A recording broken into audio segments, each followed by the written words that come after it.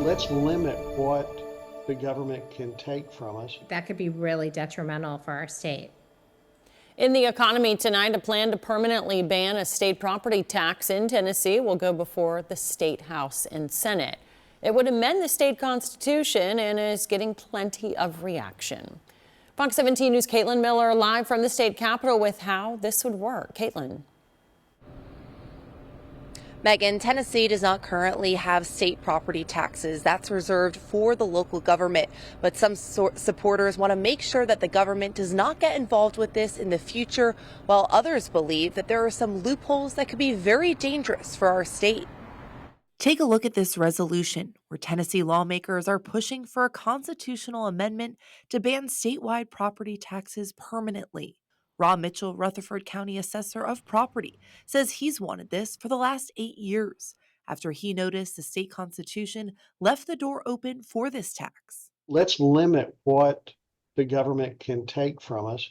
This is something they're not taking right now, so let's just make sure they never do. But State Senator Heidi Campbell says no one on the state level tried changing it in the last few decades in the legislature. Tennessee isn't doing this, and there's really no need for the constitutional amendment. It hasn't taxed property for decades.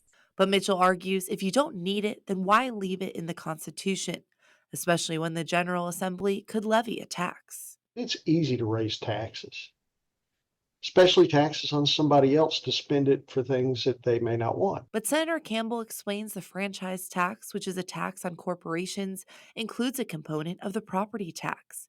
And she emphasizes this could have major impacts. If we pass this and somebody decides that this is legally applicable to that, we could lose millions in revenue. And every time we do something like that, it also threatens our bond rating, which Campbell says would hurt Tennessee.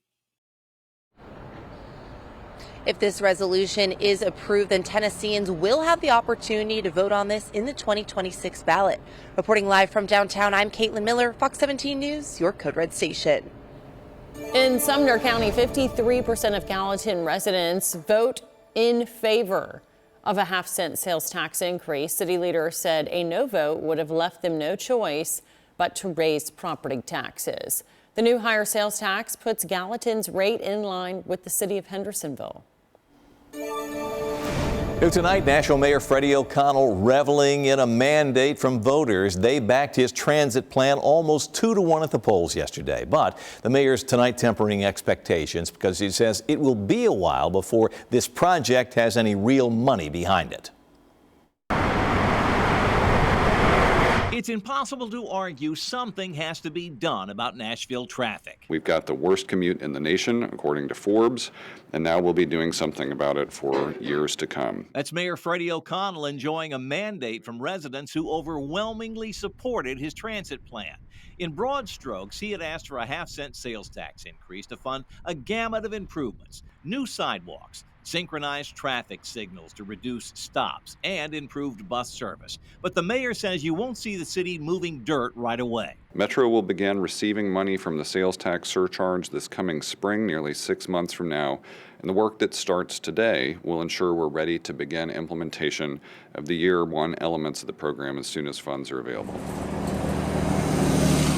Until then, O'Connell says WeGo will roll out a low-income fare program to get more people on buses. If you qualify for food assistance, you'll qualify for subsidized rides. And the city is now advertising for a new chief program officer to oversee this 15-year program. We will provide at least quarterly updates to the transportation and infrastructure, budget and finance, and planning committees of the Metro Council, and will conduct annual audits of the Transportation Improvement Program and present the findings to the public. Speaking of which, a lot of public input went into developing this plan. Mayor O'Connell says that will continue with a new community advisory committee. We'll keep you posted on that.